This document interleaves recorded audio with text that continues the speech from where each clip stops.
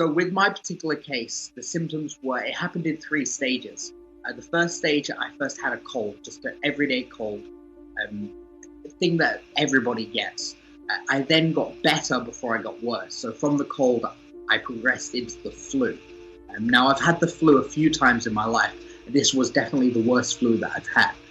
From the flu, I got better again, and that's when I had pneumonia. The pneumonia stage was when I went to the hospital because I thought it's quite serious. So during that time, I didn't think it was serious until I had the pneumonia. That was the stage that I was a little bit worried because my breathing was affected. I was ill for around about a month. From start to finish, it was about a month's time. The cold was stuffy nose, sinus problems, coughing. It wasn't very serious. It was just quite uncomfortable. The flu, when I had the flu symptoms, that felt like I'd been hit by a truck.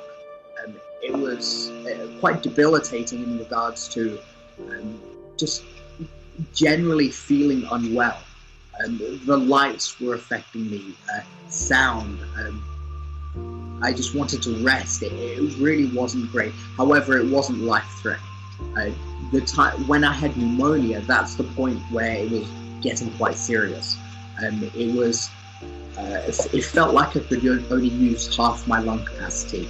Every breath that I took wasn't enough, and I just couldn't get enough air.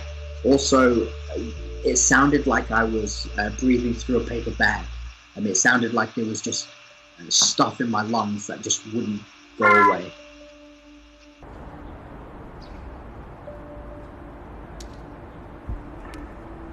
Everything's changed, from how we go shopping to how we manage the house. Everything's changed. All of the services that we normally get, like the cleaners, the people that clean the apartments, things like that, everything's changed. Everybody's taken the time to adjust, and we all have adjusted. It's a case of people doing the best with what they have.